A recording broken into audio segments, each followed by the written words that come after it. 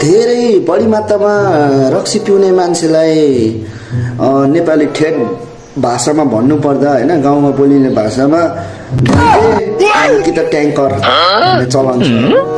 अनि यो धेरै रक्सी खाएर घन्टीस नान्जो कायो कायो कायो माथ्यो होस गुमाएर कहाँ के बोल्नु पर्ने कसरी बोल्नु पर्ने त्यो पनि होस नहुने तरिकाले खानु भन्नेको सबभन्दा धेरै घाटा लाग्ने कुरा हो। कसरी भन्नुहुन्छ भने हामी के बोलिरहेको हुन्छौँ त हामीलाई थाहा हुँदैन क्या।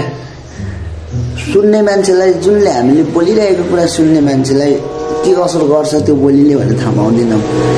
आफन्तसँग राम्रो बनाउँदैन, आफन्तलाई आफन्तसँगै पराई बनाइदिन्छ होइन, छर छिमेकीदेखि नराम्रो बनाइदिन्छ होइन, अनि आफ्नो साथीभाइदेखि पनि नराम्रो बनाइदिन्छ।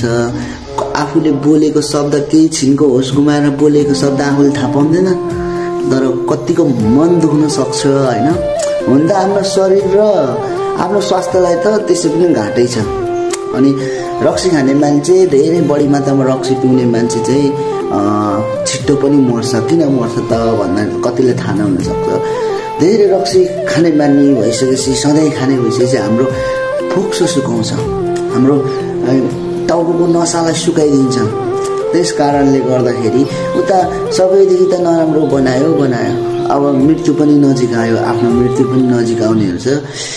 जस्तै भात खाँदाखेरि त्यो भात घाँटी लाग्ने, अड्किने घाँटीमा होइन, कोही बेला त्यो भात छिरेर फोक्सोमा जाने, त्यही भात छिरेर फोक्सोमा गइसकेपछि निमोनिया हुने जस्तो खतरा हुँदो रहेछ र रक्सी खाने मान्छे धेर बाँध्दैन भन्ने एउटा रहेछ होइन।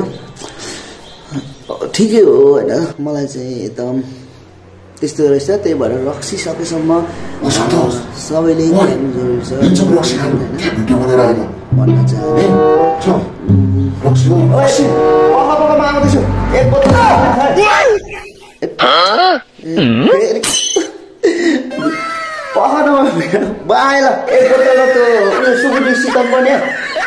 ल एकछिन म हतार छ, म गएँ ल।